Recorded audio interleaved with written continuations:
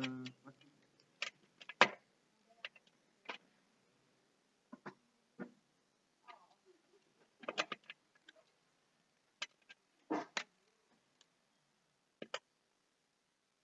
Bon, on avait commencé l'étude des forces. Donc on avait commencé, je crois, par le poids. Hein. Donc on était sur un grand 2 exemple de force.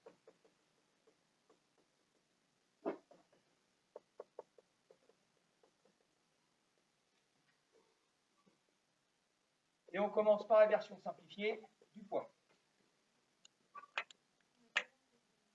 Et ça, oui. Mais par contre, voilà. Et je crois qu'on s'était plus ou moins arrêté là. Ah.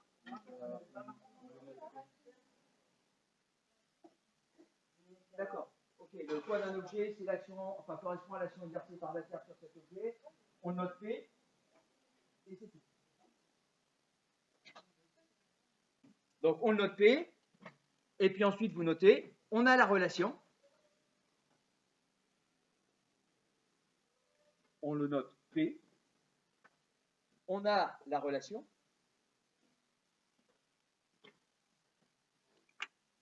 Et là, je vous demande de bien faire attention. Il va y avoir deux choses. Et c'est vrai, quelque part, ça va être un peu de ma faute aussi. C'est-à-dire que les relations, on est bien d'accord, c'est pour calculer des valeurs numériques. Donc, toutes les formules que je vais vous donner, ça va intervenir sur simplement l'intensité de la force. Donc, mes formules, elles ne tiendront jamais compte de la direction, du sens ou du point d'application, les trois autres caractéristiques. Mais il ne faudra pas oublier que ces trois autres caractéristiques existent aussi. Mais du coup, puisque mes relations me permettent de calculer qu'une valeur numérique, ce n'est pas un vecteur que je vais avoir. C'est juste une valeur. Et vous vous rappelez que j'ai pris la notation vecteur force parce qu'il y a une direction, un sens et un point d'application. Donc, si je mets quelque chose en vecteur, il faut que dans ma formule, j'ai aussi la direction, le sens et le point d'application. Ce qui ne va pas être le cas dans ce paragraphe-là. Je vais reprendre la formule que vous avez dû voir en collège. Le poids P, la formule c'est quoi? Il y en a qui la connaissent? P égale mg, ça vous dit quelque chose? Ça? Donc, on a la relation, deux points, P égale à mg. Et attention, ce que je vous disais tout à l'heure, je n'ai plus de vecteur. C'est uniquement l'intensité de la force. Et donc, pour dire que j'ai plus de vecteur, bah, je n'ai pas de flèche. Donc, c'est m fois g, oui.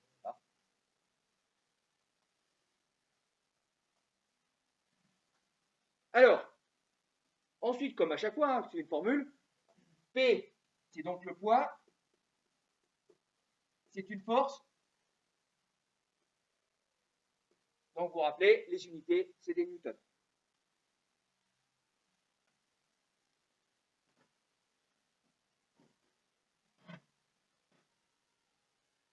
Deuxième chose qui va peut-être vous compliquer la vie, c'est la masse.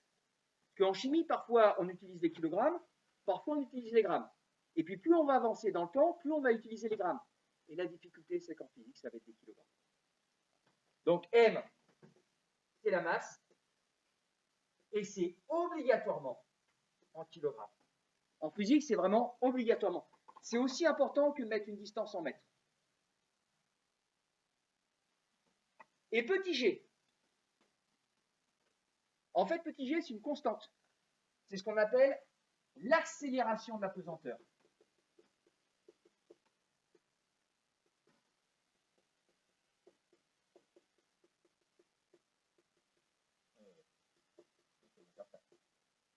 Accélération de la pesanteur, et c'est une valeur qui est fixe, c'est une constante.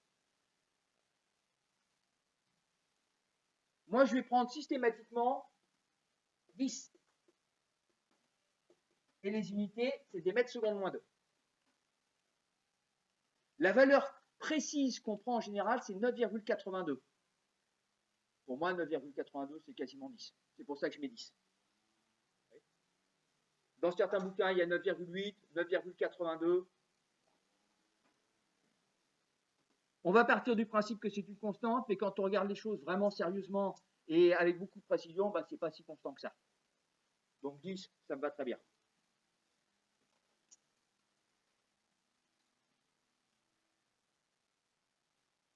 Accélération de la pesanteur. Ça fait un drôle de nom quand même.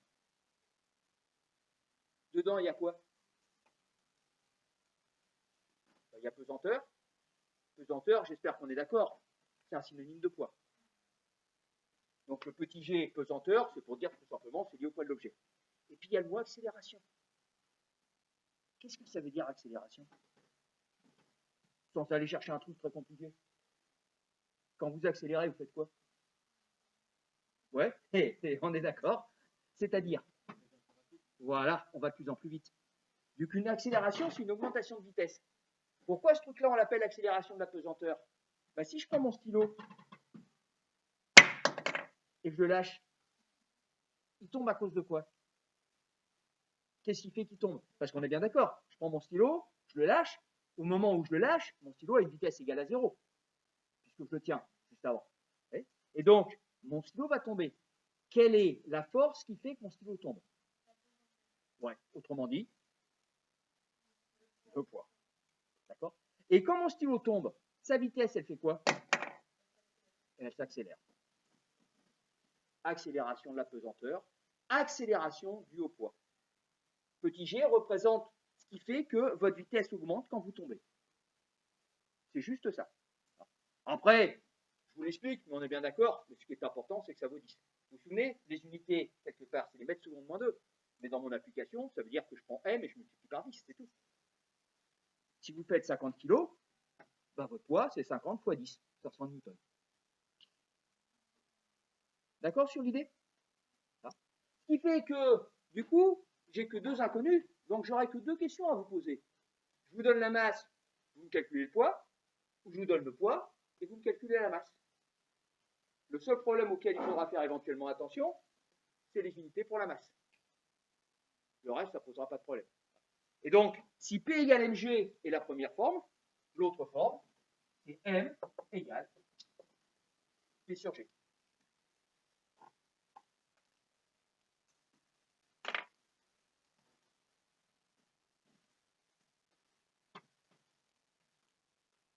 Et globalement, ça va être tout.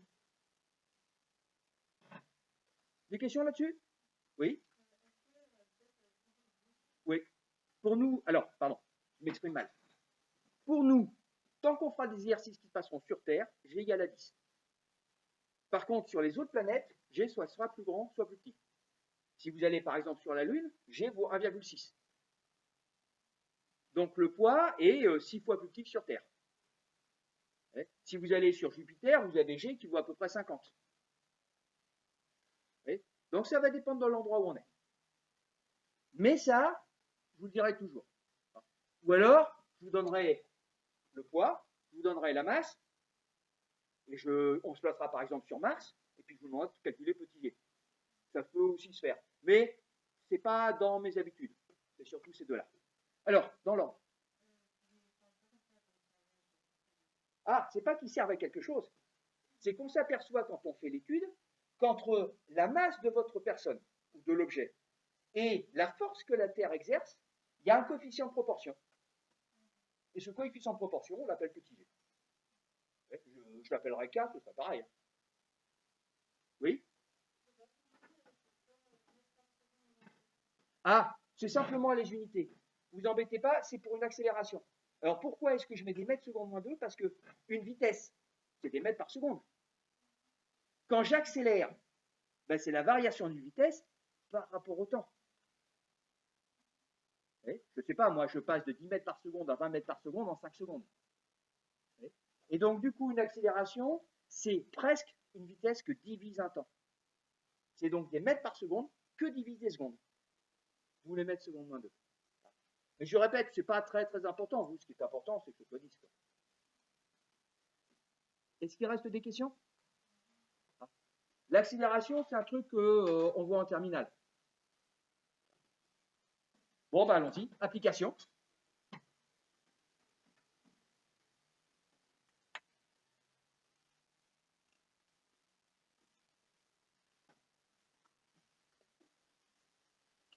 Un objet a un poids, un objet a un poids de 450 newtons, calculez sa masse. Un objet a un poids de 450 newtons, calculez sa masse.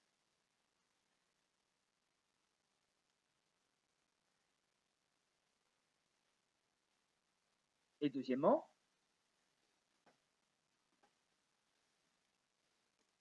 calculez le poids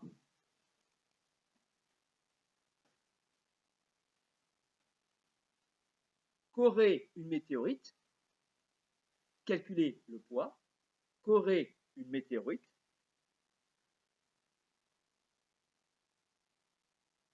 de masse 1 milliard de tonnes, calculez le poids qu'aurait une météorite de masse 1 milliard de tonnes si elle arrivait sur Terre. Calculez le poids qu'aurait une météorite de masse 1 milliard de tonnes si elle arrivait sur Terre.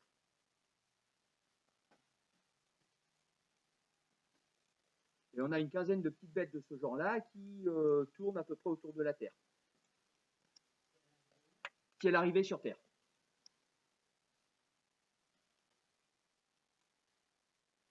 Dernière météorite, ils l'ont appelée Astérix. 30 milliards de tonnes.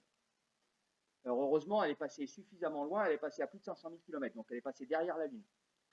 Mais elle n'est pas vraiment passée loin quand même. À 15 jours près, ça tombait sur Terre. Voilà. Sauf que comme la Terre a bougé, la météorite elle est passée à côté. Enfin. Allez, donc deux petites applications. La seule difficulté de la deuxième question, je fais pour ça, c'est les changements d'unité.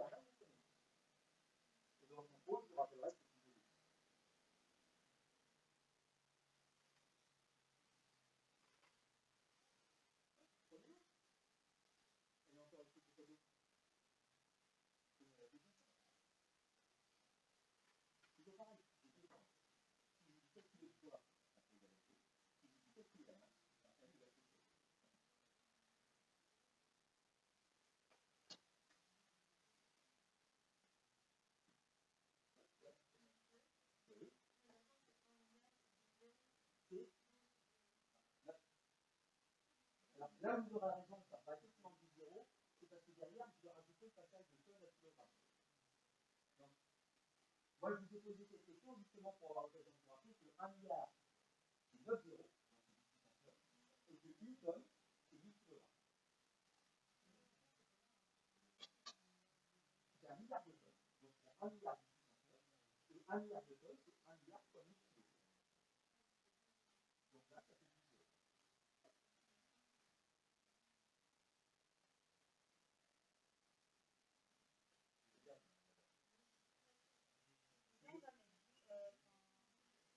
10 zéros. En fait, je vais masse égale 1 milliard de tonnes, 10 puissance 9 tonnes. 1 tonne, c'est 1000 kilos. Donc ça sera 10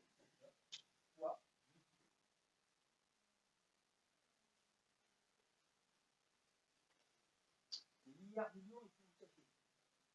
Que vous fassiez l'année prochaine de la physique, de la SVT ou de la SES, milliard d'unions, il faut savoir.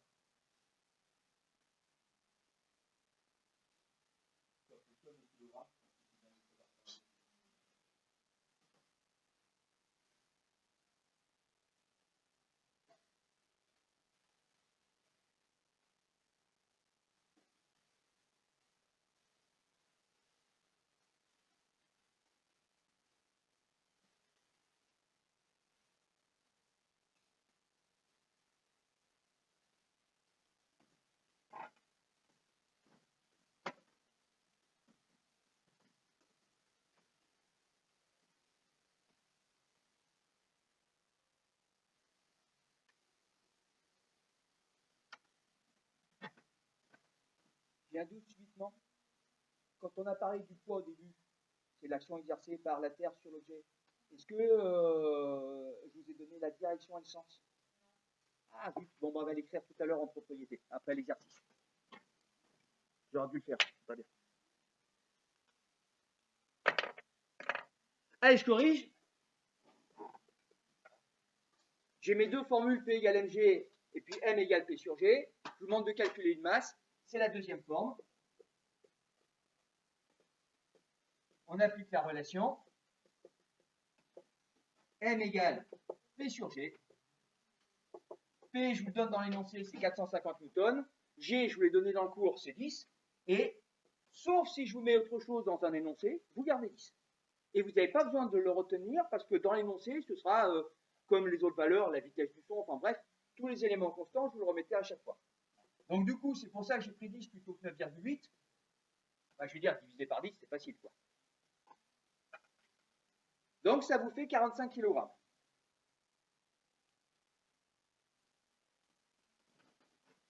Comment je sais que c'est des kilogrammes et pas des grammes?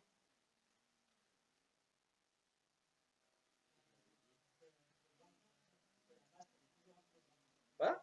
Parce que je vous ai dit que dans la formule, la masse était en kilogrammes. Donc comme dans ma formule, ma masse est en kilogrammes, et quand je calcule masse, ce que j'obtiens, c'est des kilogrammes. Il ne faut pas aller chercher très loin. Allez, deuxièmement. J'ai dit quoi? 1 milliard de tonnes ou 10 milliards de tonnes? 1 milliard. Merci. Donc, ma masse, c'est 1 milliard de tonnes.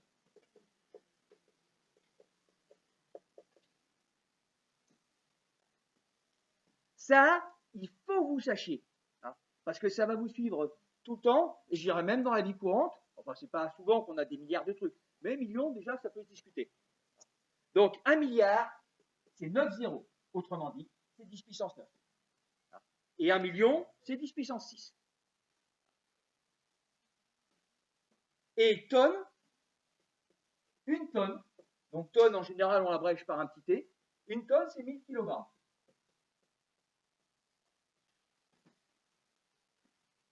Donc 1 milliard de tonnes, c'est 1 milliard fois 1000 kg. Donc ça fait 1000 milliards de kilogrammes, que je préfère écrire sous la forme 10 puissance 12 kg pour faire plus simple. Puisque 1000 c'est 10 puissance 3.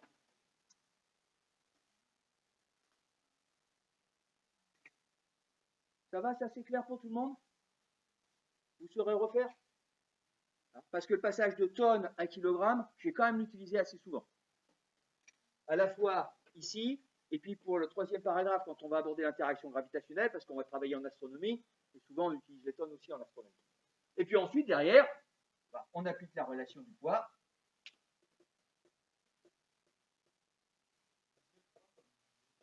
Pardon? Parce que les masses doivent être en kilogrammes. Donc moi, comme je vous l'ai donné en tonnes, je convertis les milliards en chiffres, mais je fais un changement d'unité aussi. Ma tonne, je dois l'exprimer en kilogrammes pour que ma masse à la fin soit en kilogrammes. Et par définition, une tonne, c'est 1000 kilogrammes. Et donc P, c'est mg. C'est donc 10 puissance 12 fois 10. Enfin, ça fait 10 puissance 13.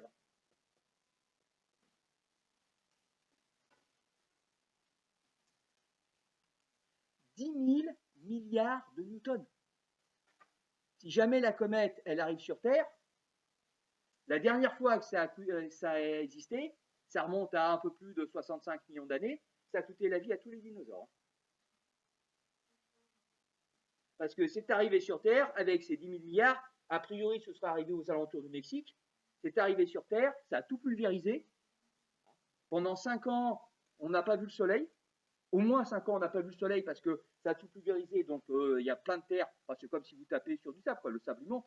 Sauf que là, on tape avec 1000 milliards de tonnes, quoi. Donc il y a eu de la terre, il y a eu des incendies, ça a fait de la fumée, enfin pendant plus de 5 ans, le noir complet. Donc si du noir complet, bah, pas de végétation qui pousse, pas de végétation qui pousse, tout végétarien, il meurt de faim, et tous les carnivores, bah, au début ils mangent les cadavres, ça va bien, mais après... Et donc on a perdu tous les dinosaures à ce moment-là. Ça a tapé sur le Mexique, ça s'est arrêté au niveau du Mexique, il y a un beau cratère quand même. Ça a tapé sur le niveau, mais l'onde de choc, elle a complètement traversé la Terre. Donc diamétralement opposé au Mexique, ça fait une belle montagne, quelque part, momentanée, puisque ça s'est résorbé ensuite, et ça fait plein d'ondes partout. Enfin, c'était un vrai bazar. Enfin bref, je m'éloigne un peu de mon sujet. Des questions là-dessus?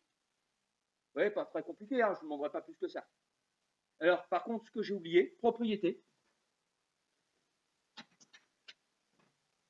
J'aurais dû vous le mettre en même temps que la définition. Hein.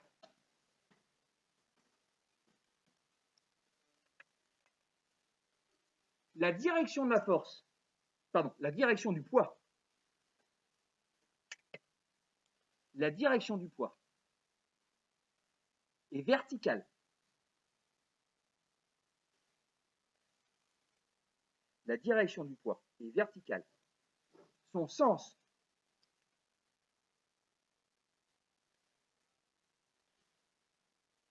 alors je m'arrête un petit peu. Verticale, tout le monde se souvient ce que c'est? Quelle est la définition de la verticale? Oui. Ouais, c'est-à-dire? Ouais. Alors de haut en bas, on est bien d'accord, ça va me donner le sens. Et effectivement, la verticale, alors ça fait comme ça, mais ça fait comme ça, ou ça fait comme ça, comme ça. Voilà. Alors en fait, l'idée que nous on a, quelque part, j'irais moi aussi, hein, c'est que la verticale, c'est la perpendiculaire à l'horizontale. En fait, c'est l'inverse. C'est l'horizontale qui est perpendiculaire à la verticale. Et la différence entre les deux, c'est que l'horizontale n'a pas de définition mathématique et physique. La verticale, elle, a une définition. Et donc, je définis l'horizontale par rapport à la verticale, et la verticale, je sais ce que c'est.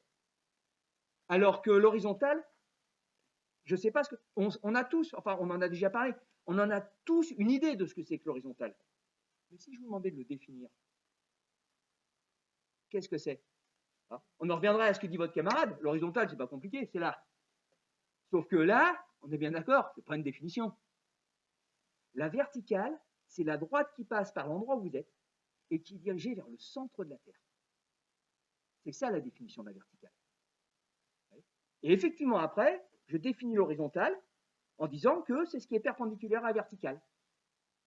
Et donc l'horizontale, bah, ce qu'on a tendance à dire, c'est le sol. J'ai un sol plat, c'est horizontal. Et je vous rappelle que non. Si j'ai un sol plat, c'est pas horizontal. Un sol plat, c'est un arc de cercle. Parce qu'un sol plat, c'est un sol qui suit la surface de la Terre. Et la surface de la Terre, elle est comment? Eh ben ouais. Donc un sol plat, c'est rond. Pardon? Ah oui, je comprends ce que vous voulez dire. C'est parce que c'est une question de distance. Je vous ai vu, hein, monsieur Comte. Je vous donne la parole après. C'est une question de distance. C'est-à-dire que au niveau où on est nous, si je prends quelque chose qui va vraiment tout droit, j'oublie complètement, je prends par exemple l'exemple des personnes qui supposent que la Terre est plate. Donc je pars dans leur idée, si j'ai quelque chose qui va vraiment tout droit, comme si la Terre était plate, eh bien il me faut presque 1 kilomètre pour commencer à voir que bah, ça descend. Et quelque chose qui va vraiment à plat sur 1 kilomètre, il n'y en a pas tant que ça. Hein. Il y a les routes, et encore, entre ici et puis Bénaud ou Méribel, ça monte quand même un peu, ça descend encore un peu. Donc avoir quelque chose qui est vraiment à plat sur quelques kilomètres, c'est pas simple. Et le truc descend. Et le truc qui descend, bah justement, c'est un mot que vous connaissez, hein, c'est ce qu'on appelle la ligne d'horizon. C'est-à-dire qu'après cette ligne-là, on ne voit pas. Et on ne voit pas pourquoi? Bah parce que c'est en dessous. Ça tourne vers le bas. Okay. Monsieur Comte. C'était ça l'idée? Non? Si. Bon, enfin, ça m'éloigne de mon point. Donc, oui. Alors, le sens, bah, ça, vous me l'avez dit. Donc, la direction du poids est verticale. Son sens est vers le bas.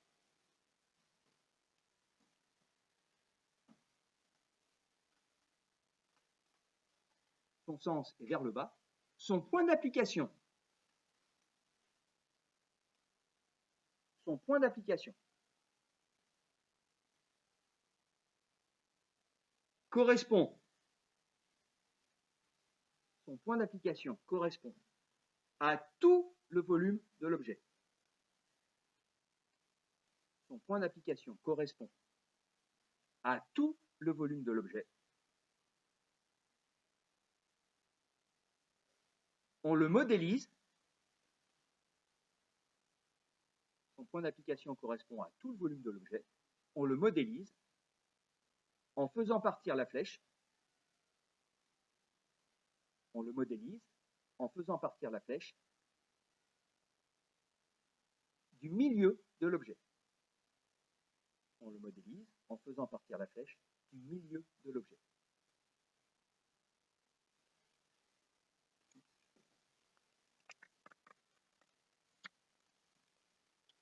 Mais au niveau concret, au niveau physique, il faut bien se souvenir, le poids s'exerce sur tout votre objet. On le reverra en expliquant ça par rapport à l'interaction gravitationnelle. Voilà, sur le poids, je n'ai pas grand-chose d'autre à vous dire. Ce que je pourrais vous demander quelque part, c'est de faire un dessin. Mais ça, on le fera après le deuxième mois. Pas de questions? Alors, la deuxième, ce truc-là. Donc, deuxième force que vous avez à savoir, ce que j'appelle la réaction du support.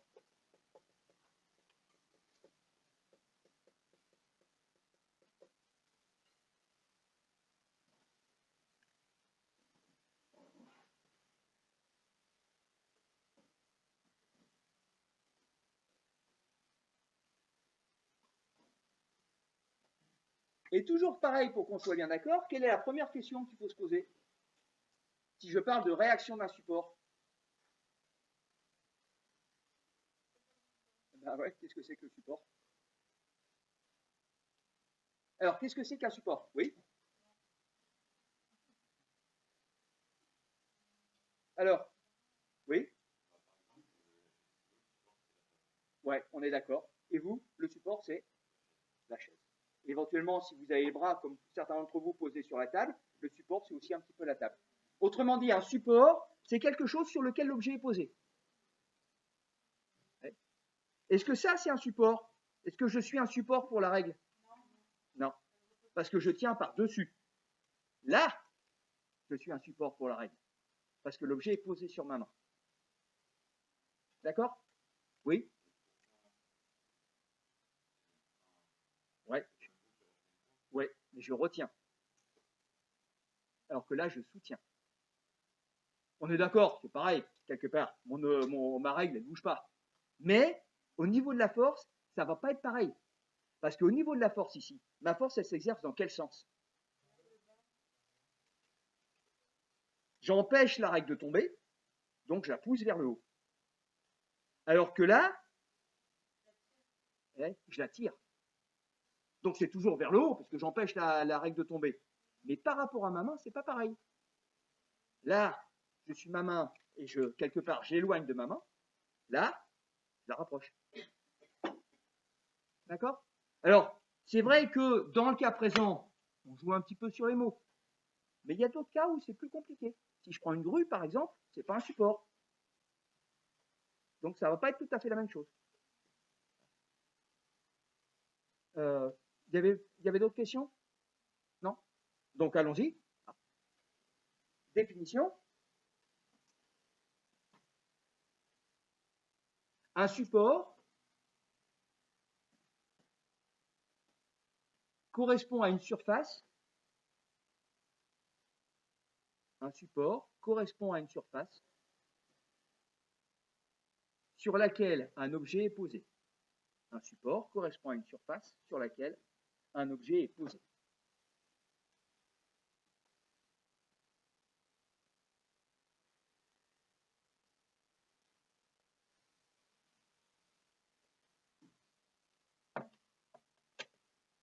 Et quelque part, en fait, mon support va avoir deux actions. La première, c'est celle-là. Donc mon objet, c'est le tampon effaceur de tableau, et puis mon support, c'est la règle. Quelle est l'action de ma règle sur... Ah oui. Voilà. Donc la règle, le tampon effaceur. Quelle est l'action de la règle sur le tampon effaceur? Oui. Ouais. C'est-à-dire qu'elle l'empêche de faire quoi? Ouais, de tomber. Et donc s'il tombe, ça fera ça. Mais par contre, regardez, j'appuie un petit peu dessus. Qu'est-ce qu'elle fait, ma règle? Voilà, elle se courbe. Hein. Autrement dit, mon poids d'un objet, enfin mon objet ici, il pousse la règle vers le bas sur toute cette longueur-là. Et regardez comment il se courbe. On est bien d'accord. Ce qui fait que mon objet va tomber, c'est ce que je vous ai dit, c'est le poids. Autrement dit, mon objet, si je le laisse, il tombe vertical.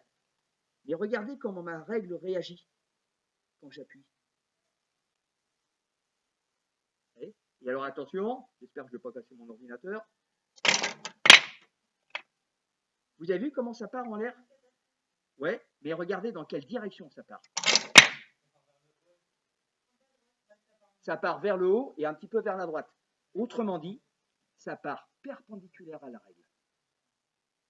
C'est-à-dire que mon action de soutien, ça agit pas verticalement, ça agit en fait en fonction de votre support. Et donc ça agit perpendiculairement au support. Si mon support est horizontal, comme ici, ouais. Si mon ouais, mais du coup, voilà. Là, tout le monde voit. Si mon support est horizontal, ben, mon action du support va être vers le haut. Mais si mon support est en diagonale, l'action du support va être perpendiculaire à la diagonale. On le voit quand je le fais décoller. D'accord sur l'idée? Ça, c'est la première action. C'est un soutien. Sans aller chercher très loin, hein, c'est l'action de soutien de vos chaises. Maintenant, il y a une deuxième action, regardez. Je prends mon tampon effaceur et je garde le même tampon effaceur, je le mets au même endroit, mais change de côté. Qu'est-ce qui se passe? Et surtout, pourquoi? Voilà, ça a une surface lisse. Et donc, qu'est-ce qu'il faisait mon tampon effaceur? Ah, il glisse. Voilà. Mais alors, du coup, pourquoi il ne glisse pas là? Voilà, c'est plus une surface lisse, c'est plus rugueux. Autrement dit, quel est le type d'action qui s'exerce et comment on l'appelle en langage courant? Ouais, alors d'accord. Mais ça, c'est plus la nature de l'objet. Et puis là, concrètement, c'est pas du scratch. Ouais, on y est presque. C'est un nom que vous connaissez tous. Ouais. Alors, moins simple que ça, je dirais. Si je prends ma main et que je fais ça, ça va chauffer? On est d'accord, hein? Ouais. Et donc, friction, le mot simple, c'est... Ouais. Tu n'y arrives pas. Frottement? Hein? La règle va exercer sur le tampon effaceur des forces de frottement. Si le tampon effaceur a une surface lisse, ben, ces forces de frottement, elles vont exister, mais elles vont être faibles. Donc, du coup, ça va glisser. Si ma surface est suffisamment rêche, donc mes forces de frottement vont être très importantes et elles vont empêcher le tampon effaceur de glisser. Avec toutes les étapes intermédiaires où ça va glisser plus ou moins vite en fonction de la nature de ma surface. Donc, en fait, mon support, il a deux actions. Une action de soutien qui empêche finalement l'objet de traverser, de tomber, et une action de frottement qui empêche l'objet de glisser, ou si l'objet glisse, qui le ralentit. Ce qui fait que mon action de support que j'appelle une réaction, pourquoi je l'appelle une réaction? Eh bien parce que ce que va faire mon support, ça va dépendre de mon objet. Les frottements ne seront pas toujours les mêmes, et puis l'action de soutien ne sera pas toujours la même. Là, j'ai un truc qui doit faire 200 ou 300 grammes grand maximum. Si je mets 50 kg, qu'est-ce qui va se passer? Bah, ça casse. Donc, et puis, si je mets ne serait-ce que 3 kg, ça ne va pas casser, mais ma règle, elle va se courber. Donc, la règle s'adapte finalement à l'objet que je mets dessus. C'est pour ça qu'au lieu de parler de action, on parle de réaction. Je m'adapte à mon objet. Et ça se divise en deux parties, une partie de soutien et une partie de frottement. Et donc, dans l'étude telle que moi je la conçois, cette réaction de support, bah, finalement, je vais la décomposer en deux forces. Une force de soutien, une force de frottement. Alors, il y a des gens qui la modélisent en une seule force. On parle de réaction du support en additionnant les deux effets, en faisant un bloc. Alors, moi, je préfère le diviser en deux. Alors, il faut que je remette ça à peu près au même endroit.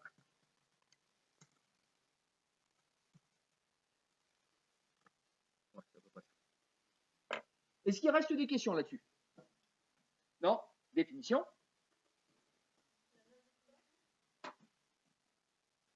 Ah oui, pardon. Deuxième définition. Là, je vais parler de la force.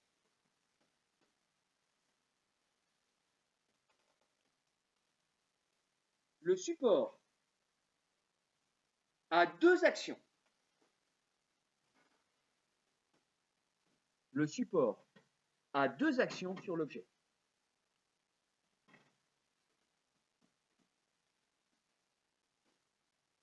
Premièrement, une action de soutien. Une action de soutien qui empêche l'objet de tomber. Une action de soutien qui empêche l'objet de tomber.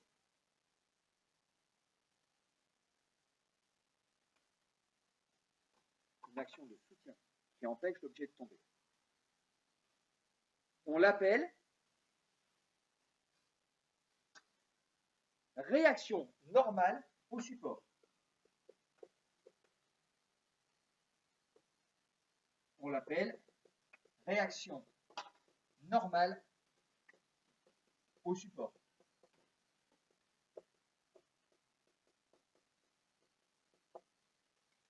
On l'appelle réaction normale au support. Alors la définition n'est pas finie, mais je m'arrête un petit peu. Où est-ce qu'on a déjà vu ce mot normal? Et pourquoi je l'utilise?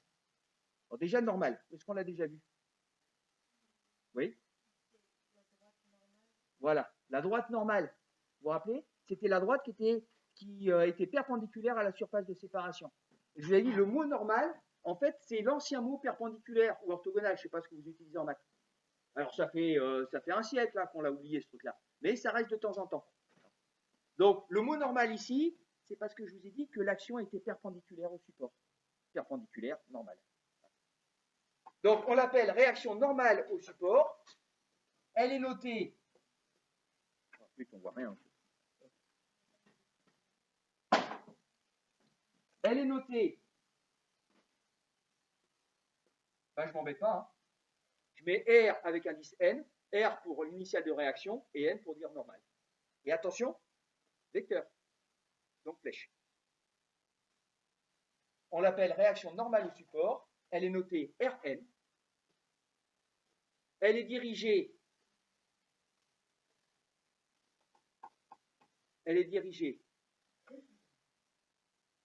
perpendiculairement au support.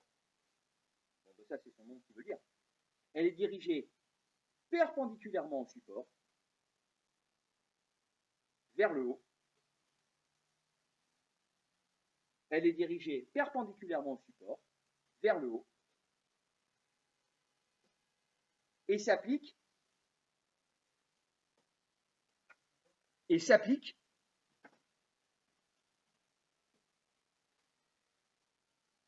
à votre avis, elle s'exerce où cette force? Ouais, mais plus précisément dans mon exemple là. Ouais, c'est-à-dire. Ouais, et donc sur l'objet, j'ai dit oui, sur le support, j'ai dit oui, parce que. Non, pas quand même. Sur, voilà, toute la surface qui relie le support à l'objet. Elle s'applique sur la surface de contact. Elle s'applique sur la surface de contact entre le support et l'objet.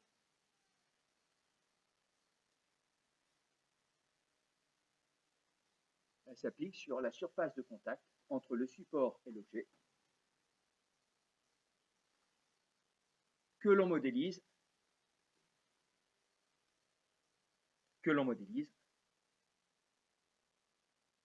par le centre de cette surface. Que l'on modélise par le centre de cette surface.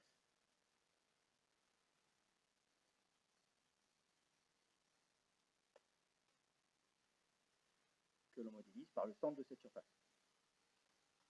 Vous vous rappelez ce que ça veut dire que l'on modélise par le centre de cette surface? Qu'est-ce que je veux dire par là, concrètement, dans le cadre de mes petits dessins? Que je vais faire partir ma flèche du centre de la surface de contact. C'est ça le on modélise par le centre de la surface. Quand je vais faire un dessin, ma flèche partira du centre de la surface de contact. Il n'y a pas de formule. Donc pour calculer ça, il faut faire des calculs intermédiaires. Deuxièmement, une action de frottement. Une action de frottement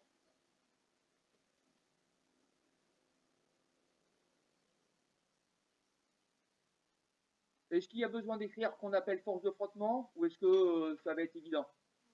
Ça va être clair pour tout le monde? Une action de frottement, notée. Alors, moi je la note avec un F minuscule. Et attention, vecteur, puisque c'est une force. Donc je mets la flèche pour dire que c'est un vecteur. Notez F, dirigé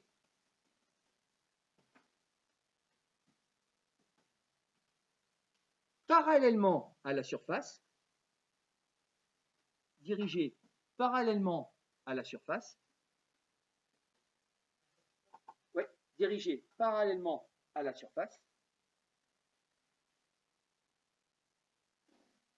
du support, dirigé parallèlement à la surface du support, en sens inverse, dirigé parallèlement à la surface du support, en sens inverse du mouvement éventuel,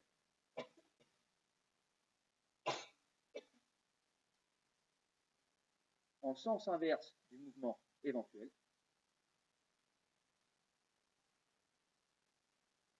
avec le même point d'application, dirigé en sens inverse du mouvement éventuel, avec le même point d'application,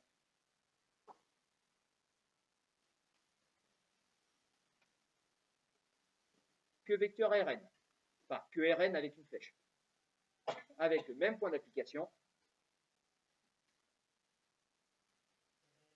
Donc celui-là, la réaction normale au support. Avec le moins. Alors je vous mets les mêmes points d'application pour éviter de vous faire écrire, qui s'applique sur toute la surface de contact entre le support et l'objet, modélisé par le centre de cette surface. Alors, je pense que là, c'est quand même plus évident que la réaction normale au support. Ça frotte, ça frotte là, quoi. Donc ça frotte sur toute la surface de contact. Pourquoi je vous ai mis en sens inverse du mouvement? En toute logique, les frottements, ça fait quoi sur mon objet, concrètement? J'ai un truc qui bouge, les frottements, ils font quoi? Ouais, c'est vrai aussi. Mais sur le mouvement lui-même, si je fais ça, où est-ce qu'elle est? Si je prends ma petite bille là, je la bouge. Il n'y a pas de chance, la table est en pente. Je vais faire là. Comme ça, il n'y aura plus de problème de pente. Pourquoi elle s'arrête? Et voilà, parce qu'il y a les frottements. Et donc, que font les frottements? Voilà, elles ralentissent ma bille. Et la ralentissent tellement qu'au bout d'un moment, elle fait s'arrêter. Donc, je vous mets en sens inverse du mouvement, parce qu'elle s'exerce en ralentissant l'objet. Donc, quelque part, elles retiennent l'objet. Donc, si mon objet va par là, ma force, elle s'exerce par là. Pourquoi j'ai mis mouvement éventuel? Parce que, ouais, voilà, là c'est statique, j'ai pas de mouvement. Par contre, si j'avais un mouvement, ce serait vers le bas. Vous voyez, c'est ça. Là, j'ai suffisamment de frottement pour qu'il n'y ait pas de mouvement. Et donc, ça veut dire quoi? Ça veut dire que mes frottements empêchent le mouvement. Comme mon mouvement va vers le bas, les frottements vont vers le haut.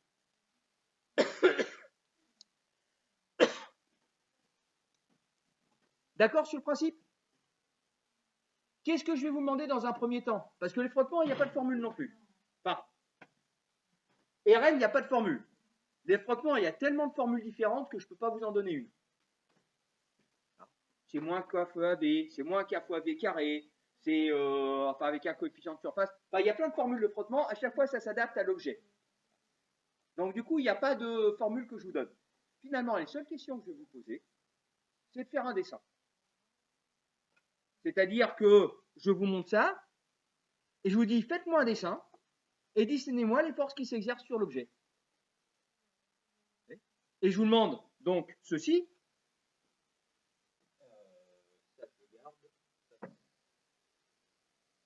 Ce que je vous demande, c'est de faire un dessin. Donc qu'est-ce que j'ai? Bien, j'ai mon support, éventuellement j'ai la table. Là, j'ai mon tampon effaceur.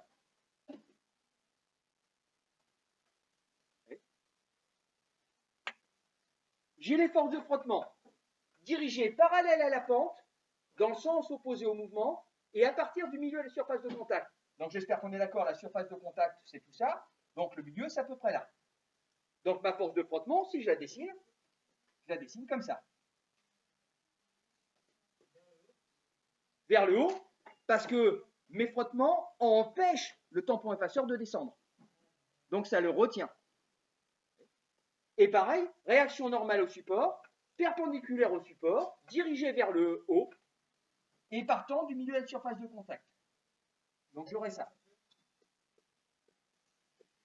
J'ai pas entendu. Oui, alors je termine et puis vous le faites après. Qu'est-ce qui manque comme force là-dessus? C'est-à-dire la force de frottement, je l'ai mis. Réaction normale, je l'ai mis. Voilà, le poids. N'oubliez pas, le poids, dès que je suis sur Terre, il s'exerce. Donc tous les objets, tout ce que j'aurai comme exercice, de toute manière, il y aura le poids. Et donc le poids, vous vous rappelez, dirigé verticalement vers le bas, à partir du centre de l'objet. Donc le centre de l'objet, en gros, c'est ici. Et mon poids, c'est ça. Voilà l'exercice que je peux vous demander sur ce sujet-là. Franchement, pas compliqué. Hein. Faut juste faire attention de ne pas oublier de force.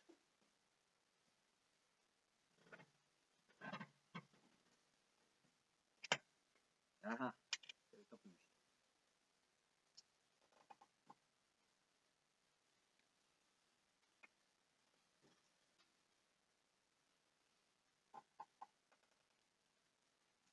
c'est bon, tout le monde y est? Alors, le gros morceau de l'année. Je peux effacer le dessin là? Allez, dépêchez-vous. Il faudrait qu'on avance un tout petit peu. L'interaction gravitationnelle.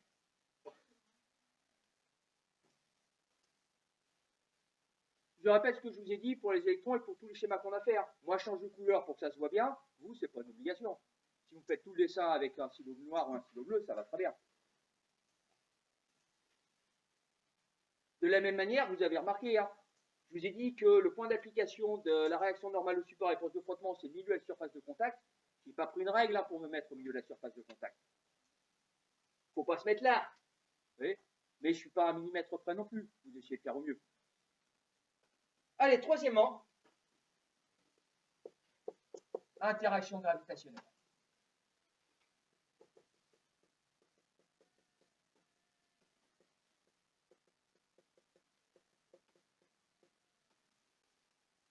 C'est bon, je peux effacer le dessin maintenant?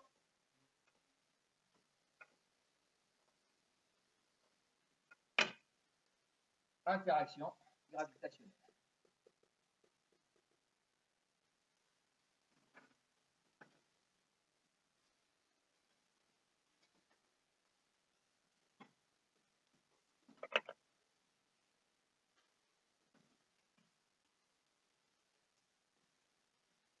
Alors, j'aimerais qu'on soit bien d'accord sur ce que je suis en train de vous dire. Je vous dis, ça va être la partie mathématiquement la plus compliquée. Je dis ça pour que vous y fassiez attention, pour que vous soyez bien concentrés. Je ne dis pas, c'est infaisable. Ça va être compliqué, mais ça va être plus compliqué que le reste. D'accord. Enfin, ça ne va pas être insurmontable non plus. Vos camarades des années précédentes, pour beaucoup d'entre eux, ça a marché bien. Mais voilà, c'est une partie qui va être quand même un peu plus compliquée. Surtout que là, je vais utiliser les vecteurs et je vais en avoir besoin. Donc ce ne sera pas simplement mettre une petite flèche sur des lettres comme j'ai fait pour le poids et pour la réaction normale au support. Alors, déjà, définition.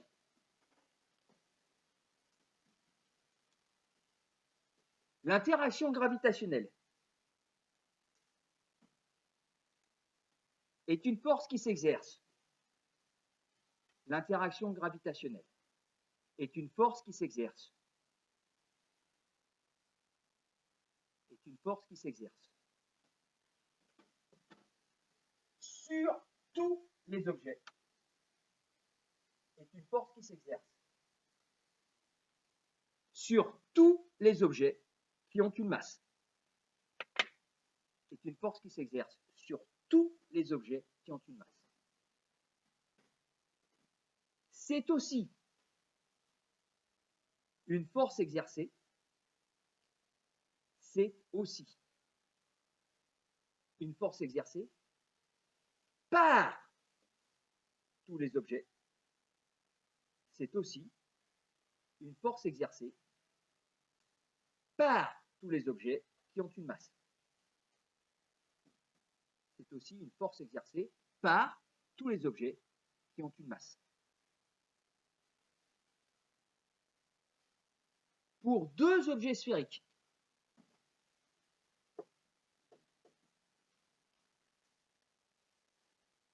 alors je vous mets la relation théorique, puis après, que ce soit sphérique ou pas, on s'en moque.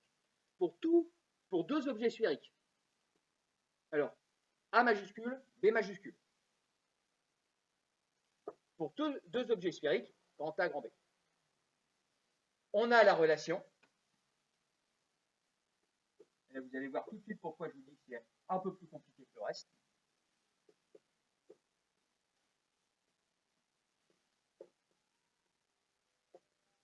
Je vous demande juste d'écrire la relation.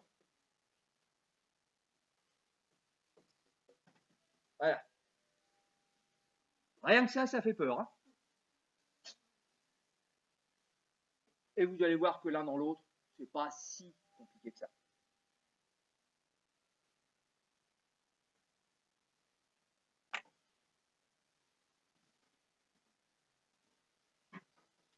Voilà. Et on utilisera ça la semaine prochaine. Oui. Oui. Dans le prochain contrôle oui, je pense. Le prochain contrôle, je ne vais pas le faire tout de suite.